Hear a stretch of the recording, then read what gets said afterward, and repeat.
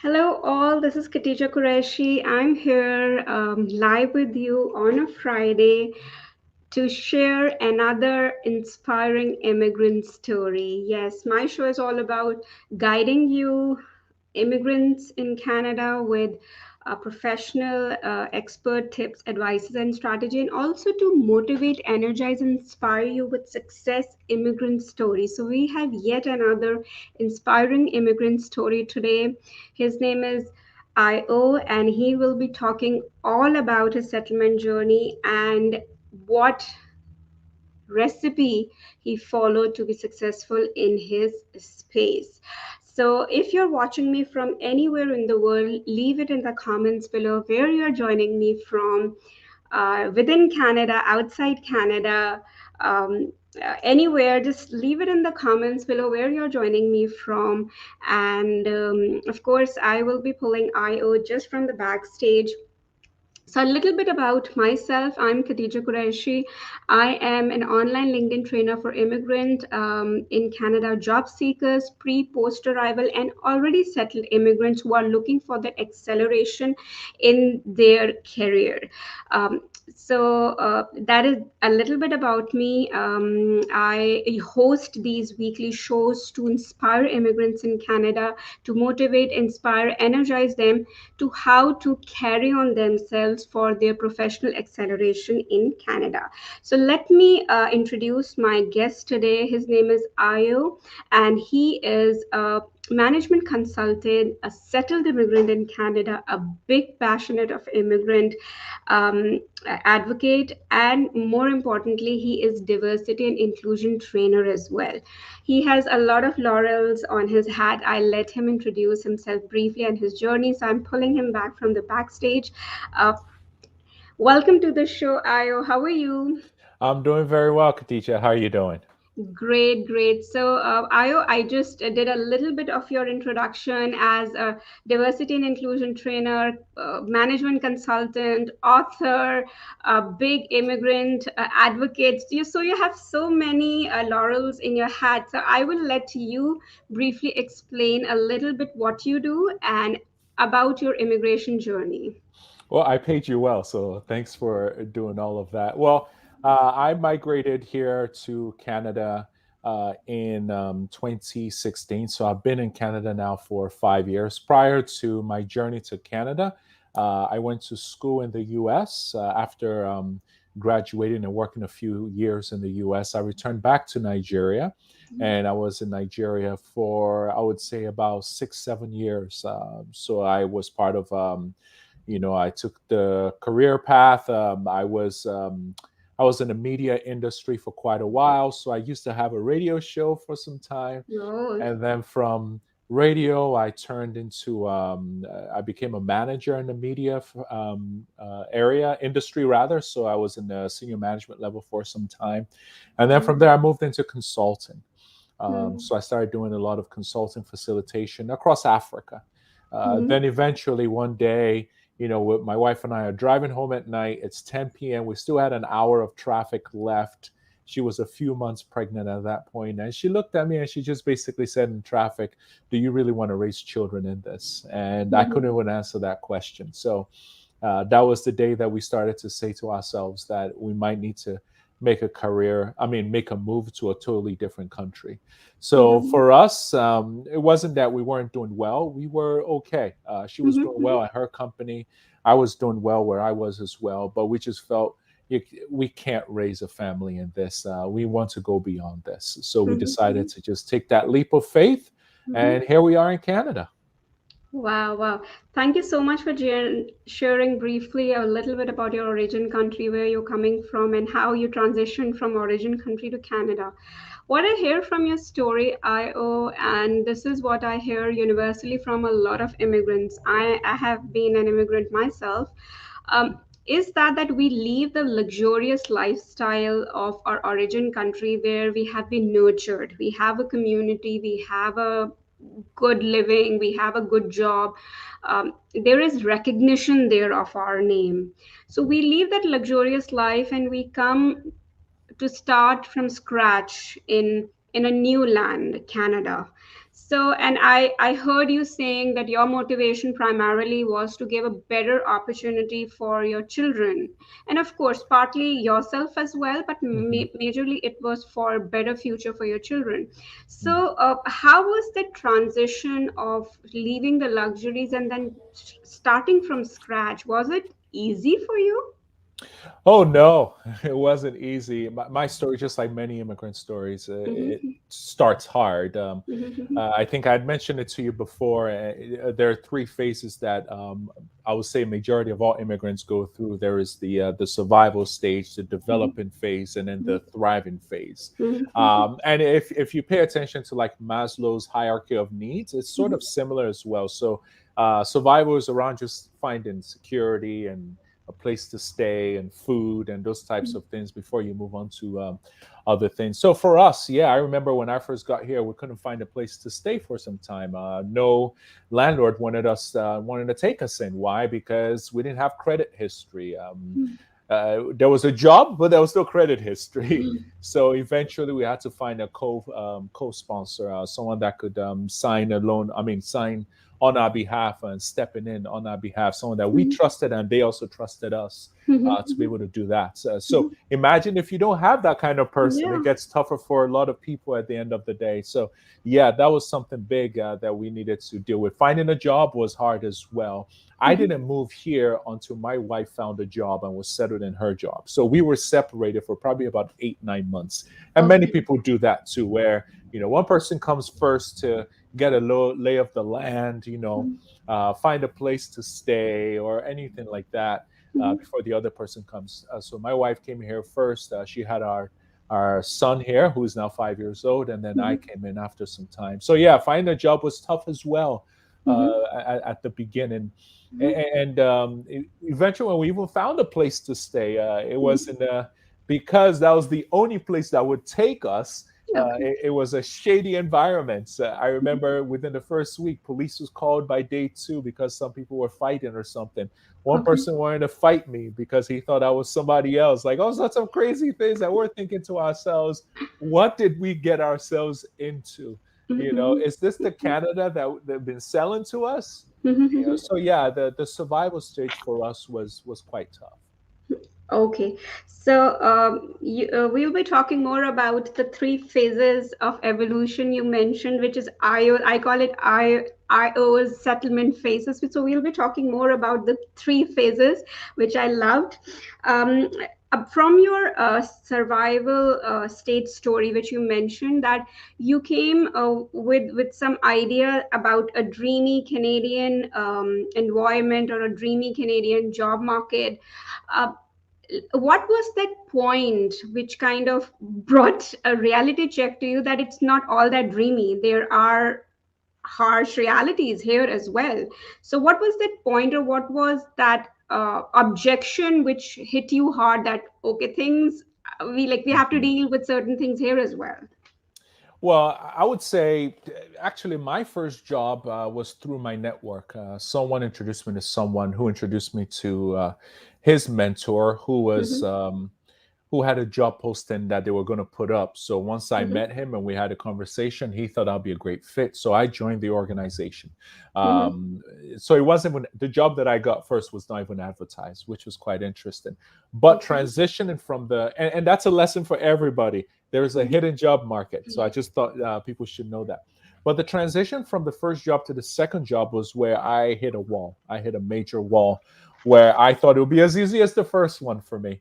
But one of the things that I realized was, you were applying and applying and applying. For some Mm-hmm, time, I didn't get a call back. And then I met with a professor who's in HR who looked at my resume, who gave me feedback, who tweaked some things for me. How do we break through ATS?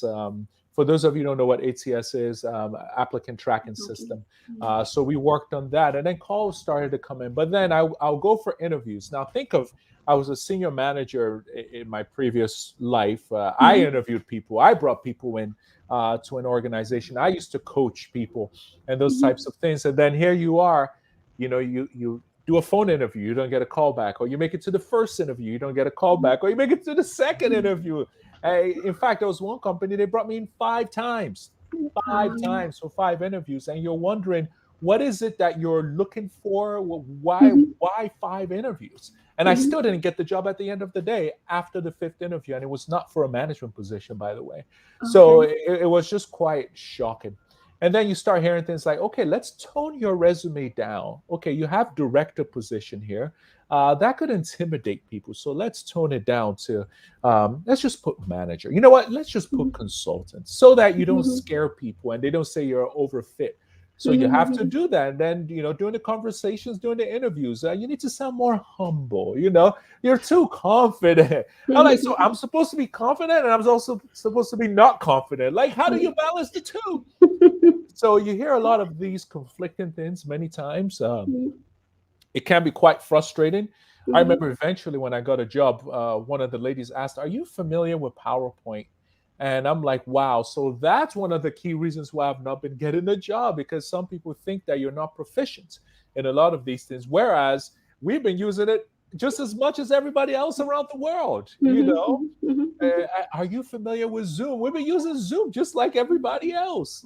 What do you think? We're in Mhm. no man's land or something? So Mhm. that was quite frustrating. That was the eye opener. The day that I was asked, "Are you familiar with PowerPoint?" That's when I realized that the mindset that people have of immigrants coming in uh, Mhm. is very different from. In Okay. fact, I just heard this stat from the CEO of BPTN, Black Professional Tech and Network. He said many Canadians might not even qualify for the immigration levels and the point system that Mhm. immigrants have to go through. Is that many Mhm. Canadians don't qualify for that based on statistic. Yet Okay. it's the same people that Mhm. are holding us back from getting the job. So Mhm. it's so hard to come in, first of Yeah. all, and then you Mhm. eventually get in, and then someone is saying either you're not a fit, or you're too Mhm. qualified, or you're too prepared for the interview, or you're too Mhm. this or you're too that. Mhm. So, oh Mhm. yeah, that was a major eye opener for me. Okay, so what I understand from what you mentioned, that your whole journey of a professional evolution kind of gave you a few eye openers, Oh yeah. and those were quite sometimes frustrating, and of course you learned along the way. Mhm. I just want to touch base with what you said about immigrants' perception of the locals. That do you know PowerPoint? So that is something which just struck in my head, and I just want to talk about it. Like, why are immigrants perceived that they don't know things? Are we not able to articulate or communicate our abilities and skills or talent in front of the locals? Like, what do you think? At first, I don't think it has to necessarily do with us. I think it Mm-hmm. has to do with what has been sold to the public, I would say either by the media, what they've read online, and things of the like. So I'll give you an example. I had a conversation with, and I'm writing a blog about this soon. Mm-hmm. I had a conversation with I would say he's a good friend now. His name is Boris. He's part of the nominees for top immigrants in Canada. We had a conversation last week. He's from Russia, Mm-hmm. and this is the probably the first person that I'm getting to speak with one on one, just talking about life, family, those types of things Mm-hmm. from Russia. And we spoke Mm-hmm. for probably about 45 minutes, and we're laughing and we're just talking about life and, our journeys. Our journey is the same. Mm-hmm. But what was my mindsets before this? My Mm-hmm. mindset has to, came with, you know, um, what you've seen in the media. Okay. All the bad guys in all the big movies are the Russians, Mhm. like all the, the big bad guys with the thick Russian accents. It Mhm. like Mhm. that was the mindset that has been Okay. sold for so long. So Mhm. what Mhm. is the mindset of Africa? I've had people ask me, are there cars in Africa? So the mindset is it's the safari. We have lions running around, and Mhm. I've had people ask me that. What's the mindset of the Middle East? Oh, it's a place where people get bombed all the time, or it's a place of war. So people Mhm. don't say these things because it's offensive, but Mhm. it's part of the thought pattern. Uh, Okay. and then you get all sorts of weird questions. Lagos, Nigeria, where I come from, Mhm. statistically has one of the most, like the worst traffic in the entire world. In the Mhm. entire world, Lagos alone has over 22 million people, which is more than certain populations of certain countries in different places. So here's this small place. Oh, by the way, Canada is only what, like 35 million? So Lagos, a state alone, is almost the same as Canada. So you have a situation where people have this mindset of Nigeria. When I say, oh, I'm from Nigeria, and they're like, oh, all the bomb is taking place. And I'm like, that isn't the remote, corner aside or whatever at the end of the day. So there's a lot of mindsets that people don't even realize that they have. And I don't think we can put it on people. There is the power of the media. There's a lot of things they've seen, read, and it just stays in our subconscious mind a lot. And our job as the new immigrants, you're helping to challenge that. You're challenging the status quo. You're pushing back on things. You're informing, you're educating people as you get to meet them. But you're also going against years and years of Netflix Yes. movies, of news, of CNN, of CBC, of all these different stations that are credible in the eyes of people. And these are the things and the images that they see. And images stay for a very long time in people's minds. 100%. I love this conversation, Ayo. Like, this is a real, raw and real conversation. It's like not packaged conversation because we are talking real immigrant experiences, what happened. So you are right. Even in my immigration journey, I had to learn, unlearn, educate, inform Mhm, myself. So it was an evolution process of breaking those nurtured mindsets about the status quo, which gets associated with the geographics, with probably how we look sometimes, which mhm, leads to unconscious bias, which is definitely part of how immigrants have to deal with. So thank you for sharing another perspective to that. So now we are moving toward the second part of the show. If anybody who's watching, Io is a settled immigrant and he's a successful settled immigrant. If you have any questions for Io or myself, or in any part of your settlement journey, you have any questions, you can leave it in the comments below, and we will love to give our 2 cents on it. So Io, in the second half of the show, we would love to learn from what you propagate about the settlement evolution stages. And I mhm, loved how you branded it: survival, the first stage; the second stage, development; and the third stage, thriving. So mhm. I have seen your video and I know a lot about it, but I want you to explain it for the viewers who are watching it. Okay, wonderful. Thanks for that. So, there are three stages or three phases rather, that all immigrants tend to go through. Now, the timeline for each phase is different for each person, whether it is based on how you landed and the support system that you have together, or how you hustled through each phase. But we all essentially go through all three. The first one is the survival stage. The second one is the development stage, and the third one is the thriving stage. Your survival stage is you're just landing, you're trying to find a job. You convert your money from your local currency to Canadian currency, and you realize it's not that much at the end of the day. But I heard a statistic that the average immigrant, when they come in, you're coming in with at least about $20,000 average. But by the time you pay for rent for 4 or 5 months, half of your money is already gone. By the time you buy that first car, or you find a way to move around and pay for things in the house, half of your money's already gone, and then you're scrambling around like, holy crap, I'm 3 months in, and I'm already broke. So that's the survival stage. We go through a lot through the survival stage. You struggle, you get hit hard. Many of us struggle with depression. There's a statistic that talks about 70% of immigrants within the first few years go through a strong depressive state in their mindsets. I'm interviewing someone for that on my podcast real soon. Someone that a PhD, a professor rather, that did that study, just to talk through that a bit more. So quite interesting. The survival stage is tough.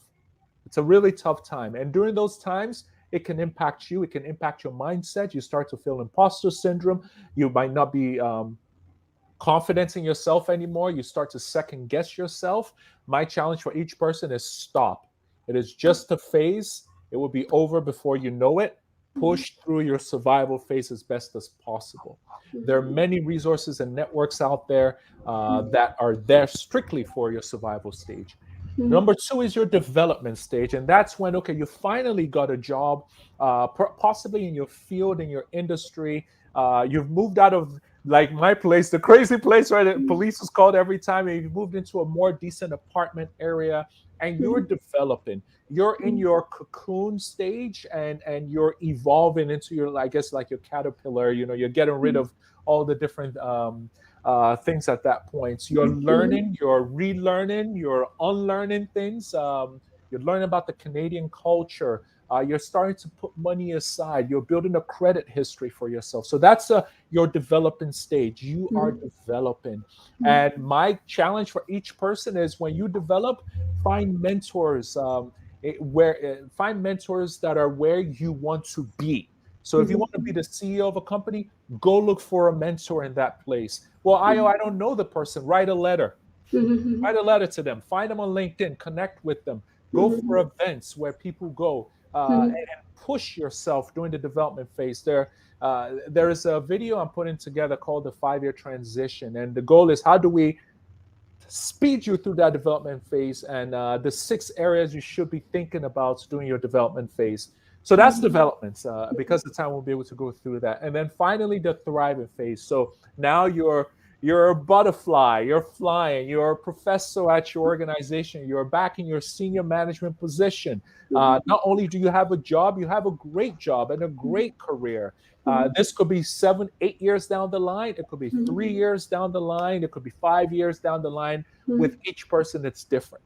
My challenge for you in the thriving phase: stay humble. It's so easy to look down at people in the survival and go, oh, those immigrants. You were once an immigrant yourself. Stay humble, stay focused, pull people up, mentor people, give back, serve. If you can give money at that time, do that. My wife and I, we were privileged at one point. I had a company car at a previous company that I was working at, so we had an extra car. And we had one of our friends who was an immigrant going through the survival stage. So what do? We had an extra car. We gave him our car.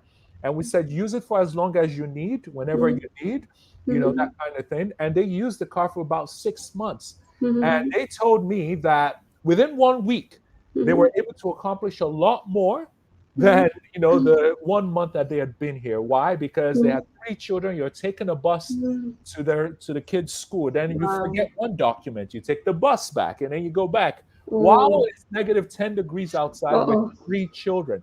Mhm. Sorry, 2 children and a pregnant mother at that point. Mhm. So they get a car like that, and they're able to just sort things out quickly, transform life for them. Mhm. 6 months, 7 months later, they moved into like developments. They were able to get jobs. Mhm. Why? So they were able to buy their own car. So they give the car back. Guess what we did? We were able to give that car to the next person that we knew who was going Wow. through that survival stage as well. And that person is still till today using that car. And we don't call and say, how's our car? Or what's going on with the car? Whatever. No, use it as Okay. long as you need it. Just to get you, the goal is to get you up and running. And my challenge to each person is, do it for the next person that comes. Do it for the next person that comes. You don't have to give them a car. It could just be a meal. It could be cash. It could be mentorship, but do it for that next person. So those are the 3 stages again. Each person is at a different phase. Our timelines are very different. But remember, let's support one another, pull people up, challenge people. I got coaches to be able to help me through my journey. And many of them have been tough on me. Many of them challenged me. Many asked me questions. And they've been very helpful through my entire journey. I don't think, by the way, I'm in the thriving phase. I'm still developing. I still have goals of where I want to go at the end of the day. So my development phase is probably a long, long one. Okay, okay. I That was my following question. Which phase do you think? So it's the developing phase, and you mentioned it's going to be a long phase, probably based on the goals that you have. So I loved your lessons about these 3 stages: survival, development, and thriving. That unlearn to learn new things. You have to not stop with objection blocks. You have to go rise above it, get mentorship, like keep just going, and most importantly, stay humble and pull people when you are in a position of privilege. So I love all those lessons. Thank you so much for sharing it with me here, with me and my audience. I would love to know, this is one thing which I ask every successful immigrant in Canada. How important has been community and networking for you? Hmm. Networking is extremely important. Extremely important. According to a stat that I read, and I don't remember the actual figures at this point, I think it was 70 to 80% of the job market is hidden. In other Mhm, words, you're only seeing 20% of the jobs that are going up. And by the way, some of those jobs that are going up, most of the time, people are using it to improve their talent pool. In other words, we need 100 new resumes. Let's post a job out there so we can get more resumes. So they're not mhm, necessarily giving you a position. They just want more resumes. That's mhm, one. Another set, they already have someone internal that they're thinking of. They just want to go through that process at the end of the day as well. So there's a hidden job market, and then there's the one that is visible to all of us. So all of us are fighting for the 20%, where there's an 80% that is absolutely there. And one of the best ways that you can get involved in the 80% is through networking. There's mhm, another stat that LinkedIn shared in 2016. I don't know what the numbers are now, but it was around 80% of jobs that people get, they get through someone from within the organization. In other words, Khadija works in an organization. She sees a job posting. She gets 500 free dollars from a company for mhm, referring someone. She refers it to all her friends that she mhm, knows and says, apply for this position. And boom, that's how you get to know about it. That's how I get to know about it. You know, the recent job that I do, my wife was the one that told me about it. My first job in Canada, mhm, it was through, I went out to play volleyball. I met someone at volleyball. She told me about an event. I went to mhm, that event. mhm, The person I sat next to is a professor. And he said, oh, mhm, you need to meet my mentor. I go meet mhm, his mentor just to have a conversation. And the mentor mhm, goes, oh, we're thinking about posting a job really soon, but I think you'll be a good fit for that job. So why mhm. don't you start next week with us? And I went through Wow. an interview process. And Okay. before I knew it, I got Mhm, the job. It wasn't mhm. even posted. Okay. The job wasn't even posted before I got it. So networking is so crucial. And what can you do to network? Go for industry events. Go to Mhm, job fairs. Anything happening in your industry, be there. mhm, Join your industry association. So I'm a member of the Canadian Association of Management Consultants. mhm, I'm a member there, and the goal is get active. Uh, mhm, Join, let them see you, join projects, be visible, mhm, because the likelihood that you give a referral or you someone from outside of the country is your reference is not as powerful as someone from within the country to be a mhm, reference. And guess what? They're going to ask. I used to be a recruiter before. They will ask, what projects have you worked on? If mhm, there's no project that you've worked on with the person and they say no, you've lost a lot of points. This person is just a personal reference, not a mhm, professional reference. So mhm, how do you overcome that? Join the leadership, be part mhm, of projects within associations, so that mhm, way that person has something, some mhm, mhm, project to say or to about you. So mhm, those are some things that you can do. Go to Toastmasters, learn to work on your communication skills. I've been a member of Toastmasters for many, many years back in mhm, Nigeria, even before I came here, because I knew that communication is so mhm. essential. Once you open your mouth, you tell the world who you are. So go do it. Join Toastmasters. Please don't just listen and say, oh, great ideas. Mhm. Sign up for something immediately now. Go and sign up for something now and get involved. I love the enthusiasm with which you were sharing all of these golden gems. Not only you are sharing with the reality, you're sharing how to overcome that reality. So thank you so much, IO, for being so generous.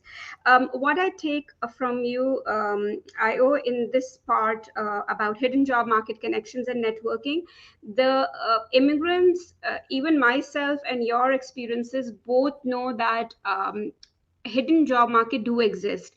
Percentages, people can argue on that, but it does exist and it's a major part of it. You have experienced it. I have conversation with people who have cracked the code with their first job through hidden job market. And the main energy every immigrant listening to this out there is don't get put your all energies to just connect. What is important that you should converse with the idea of nurturing relationship, probably not now, probably later on. They might be helpful to you. Mhm. Over and above, put your energies to get that unpublished job information, but through in a way that it doesn't sound desperate. And that is Mhm. one thing.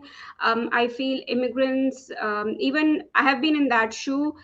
Nobody wants to work with someone who is desperate. They want to work with someone who is confident with their talent and with their skills. So Mhm. thank you so much, Io, for sharing your experiences about hidden job market, your tips, strategies, and golden nuggets on how to overcome that and basically capitalize on it. Mhm. That is it from our side. I wanted to keep it short, 30 minutes, so that it's action packed. Any parting lessons that you want to share with our immigrant community over here, and also where they can find you? And you have an amazing podcast related to immigrants. So, a little bit on that in these concluding notes. Sure. So I have a podcast called The Immigrants View. You can go on Apple, you can go on Podcast Republic, Podomatic, and whatever your favorite podcast platform is. It's called The Immigrants View. It should pop up. And the idea basically is exactly what you're doing now, bringing in successful immigrants, bringing in different people to focus on areas of topics to work on. This week, I brought in a recruiter. Mhm. He's a recruiter for an agency, and he's the director there, and he's talking about the IT departments, I mean IT industry, and getting a job within the IT industry. So check it out. It's a great conversation that I had with him to learn a lot. I think in conclusion, I would like to challenge the Canadians that are listening to this. Because many people ask, how can I help immigrants? Mhm. And we've talked about the three phases. What can you do? Encourage people through the survival phase. Be there for them. Ask them, how can you support them during that time period? Remember, they're embarrassed, they're humble, they're going through a humbling phase at Mhm. that point as well, but then they're also trying to push through. So be there to encourage. Mhm. Developing phase, pull people up. You're in rooms that many of these people are not in. Your recommendation can be so powerful at the end of the day. You just saying, this is a person you should talk to, or that person in that department can be good at this, or you know what, why don't we give it to that person? Vouching for them goes a long way. Don't be quiet in those rooms that you have an opportunity to be in. Use your Mhm. privilege to pull other people up. And then when they're in their thriving phase, remind them of humility, remind them of where they came from, and keep supporting, keep pushing people through. So that's all I have. Thank you all very much. It's been a pleasure. Thanks, Khadija. Most welcome. I love your parting notes that it's a partnership for immigrants, settled immigrants, and even local Canadians on how Canada thrive as together as a thriving community for all, for present and for future. So thank you for those special parting notes. And anybody who is watching right now, if you want to connect with Ayo, he is very active on LinkedIn. You can see his name over here in the ticker, so you can go find him, connect with him. And he does create a lot of his own content around immigrants, about a lot of other aspects as well. So you can follow him on his content as well. Apart from this, that is it from our side. I will be meeting you next week again with yet another professional expert or an inspiring immigrant story. And if you're watching this in team as a team replay, please go and see the complete 30 minutes of beautiful immigration settlement story of IO. He has dropped beautiful golden nuggets of inspiration, how to crack hidden job market, how to grow and evolve and be successful in your journey towards your thriving stage. So that is it from my side. This is Khadija, and IO and us, both of us are signing off. Bye. Bye bye.